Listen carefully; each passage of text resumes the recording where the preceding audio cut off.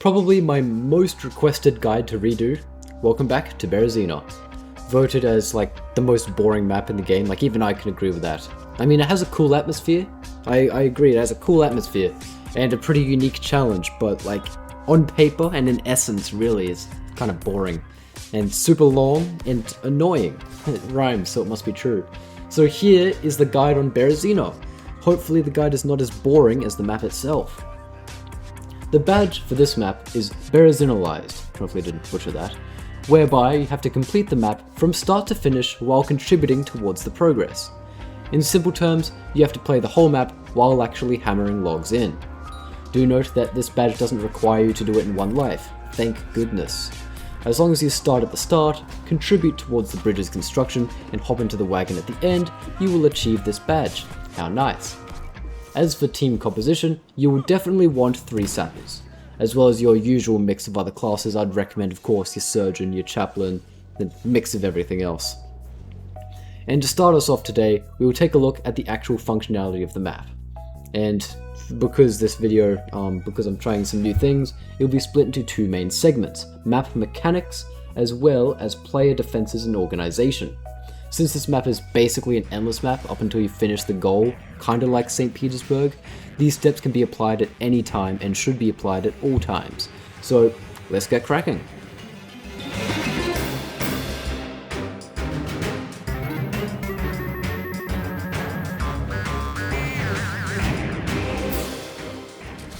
Let us start with the bridge. So upon spawning in, the first log cart arrives. Great. Log carts come intermittently, and every time they come, they have about 20 logs to contribute towards the bridge. So you place the logs either in the water, on top of those 2 logs like the foundation, or a connecting segment that connects that bit to the rest of the bridge. Each small section of bridge takes 5 logs, and every 6 sections you get a ladder that you can use to climb up and down. This means you can complete around 4 sections of bridge every time the log cart arrives. And of course, with those 6 sections and then you get a ladder, you can count that so then you're not like trudging slowly in the water to get back up. Like you just wait until the next section's done, then you can climb up. The bridge also takes around 31 sections to complete, meaning you can complete Berezina in a minimum of 8 waves. Do note that upon completing the bridge, when the carriages cross, a section will break, like that's in the finale, and that's fine because the cart right behind it has a whole bunch of logs and you can use that to fix the hole. Not really an issue, but just something to keep in mind. Now for building the actual bridge, you'll need to grab these claw hammers on the side, like on the side of the entrance. The larger pillars take 5 strikes to hammer down, and the plank parts, like the connecting bit and you know what I mean, they take 3 strikes with the hammer. And no, you can't use this hammer to help out your sappers, that would be cool, but no. Onto the wave functionality of Berezina.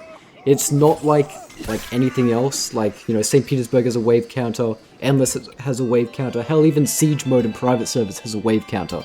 This does not. Because obviously it finishes when you finish the job. Every time the log cart arrives, a small number of zombies comes around. A small group just like da da da. Then when the log cart leaves, the amount of zombies increases, usually by quite a bit, to, force you back into the cavern. Every time another zombie wave comes, it will spawn more zombies and last longer compared to the previous one. This is why you need a team capable of actually locking in, since you can very well complete the bridge in a minimum of 8 waves. Hanging around any longer just leads to more difficulties. Like, you might as well just lock in, get it done, get it over with, and get the badge. Pretty much all the regular zombie types also spawn in Berezina, the exceptions being Zero Seers, obviously unless a player gets zombified, and igniters. When the bridge is actually complete, the zombies seem to spawn in far more frequently. It's called the escape mode or whatever, it's escape frenzy, presumably in an attempt to get the players the hell out of Berezina. That is why you should keep an eye on the bridge construction. When you see it's a few sections away, 2 or 1 sections away, you might as well start making your way out there. Also keep an eye on your temperature as well when you're hanging out there, because you don't want to be stuck trying to warm up when the rest of the team's already out.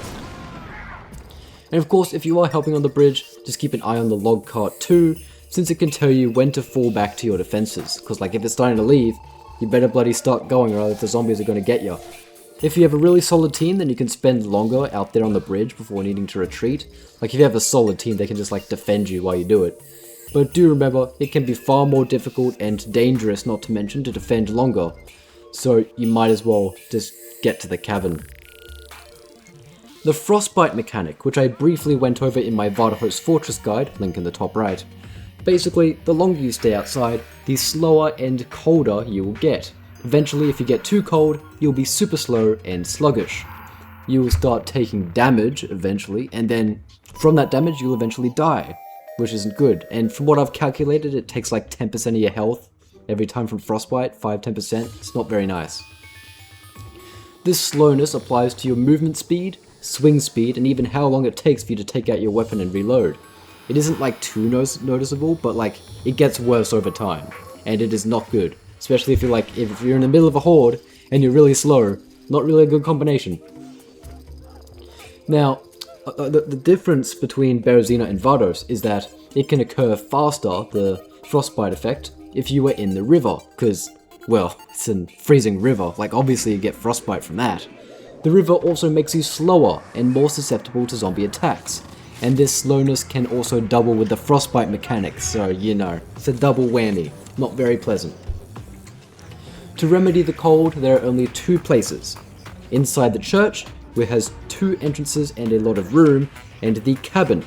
It's smaller, but it heats you up way more. I would always recommend the cabin. Always go cabin. It's peak. The church kind of sucks compared to it. Now, if you are on like your last legs in Berezina, like you're the last one alive, and you have like this giant horde coming after you, by all means, use the church as like a running through segment while being chased. I'd actually recommend it, I've done that a few times. Like you can pretty easily do loops around the map, but since it's bloody cold, you want to spend some time in the church to warm up, so, you know, I'd recommend that. Also, a little bit that I forgot to mention, but don't get run over by the icebergs, or don't walk into the icebergs that are floating down the river. They do a decent bit of damage. Don't do that.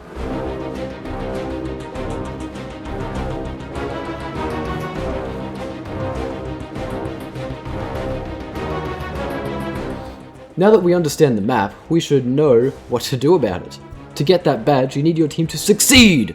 With you alongside them, of course. We will start with our surgeons and chaplains.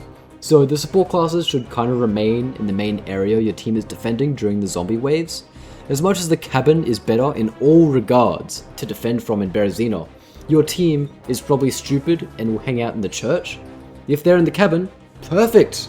Be sure to bless and heal players in the back, and take charge in combat if your team is pushed back like a smidge or whatever. And to get supplies, obviously. You know, use your crucifix. This tactic is really functional for the support classes, whether it be in the church or the cabin, but just take my word for it, the cabin's better. Like, come on, it's like miles better. On to the most important class of Berezina though, the Sappers. Now to start with, they have a superpower in Berezina. With their hammer, they can apparently help build the bridge faster. Woo! The log pillars only take 3 hammer strikes rather than 5, and the plank parts take only 2 instead of 3. However, that's obviously not why Sappers are in Berezina. They are clearly there to construct defenses, because you need bloody defenses. Obviously, like, if you're a Sapper and your defenses are fine, please, by all means, go ahead and help with the bridge, but you just gotta keep that in mind. Now, I've seen a lot of tactics in Berezina, but I will cover a few I think are really good. Firstly, the defenses for the cabin, since that is clearly the superior option to defend from. For the zombie waves, when they come around, one tactic I've found, which is really good, I've seen a lot of people do it, is building a line of barricades in between the church and the cabin. Since quite a lot of zombies come to, like they spawn from over there, it's a great spot to defend from. You can easily duck into the cabin for warmth, I mean hell it could even work for the church as well. If you're less intelligent and decide to defend from the church, the best tactic for that is to build walls inside the church, you know, cow trips, stakes, that sort of thing, and try to defend from the front door. Note if you hang around that broken wall in the back a little too long, zombies can come towards you. As for other defensive tactics, one really good one is to place stakes on every ladder part of the bridge. This can really help your bridge builders if they are out on the bridge when like a ton of zombies are coming in. Really helpful. Moving on, the roles of the rest of the classes are pretty much the same. help move the logs, contribute to building the bridge, and obviously fending off against zombies. Like if you're really unsure, just like check out my weapon guides, they'll tell you what to do. One big suggestion I can offer though, if you're taking logs over to the bridge, to just chuck them here on this wall. Reason being, the players on the other side can just pick it up through the wall and use it to construct the bridge. It's a pretty good tactic and it helps solidify where the logs go from the cart. Only like 2 players max would focus on this job, the rest actually getting the logs to the end of the bridge, building it, defending, etc. Now this map takes a pretty damn long time. On average for me, I've found it's like 20 to 30 minutes, like average time to complete the map. Maybe I'm just really bad at the game, but it is very well possible. And of course, to get that badge, all you have to do is play the map from the start to the finish. Now by finish, I obviously mean get into the wagon at the end of the map. You actually need to contribute to building the bridge as well, but as long as you get to that wagon at the end, you'll get the badge.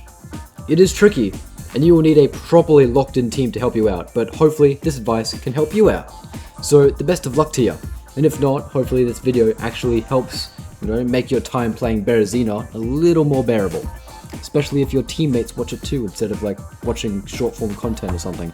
Otherwise, that's about it from me for today. Thank you for watching as always, ladies and gentlemen, and I'll see you when I see you.